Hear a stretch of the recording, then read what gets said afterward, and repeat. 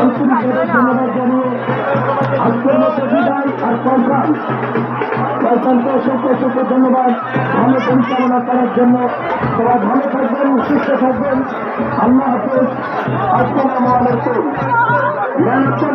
আজকে Fahim man of the match ফাহিমকে আসার জন্য দৃষ্টি আকর্ষণ করছি।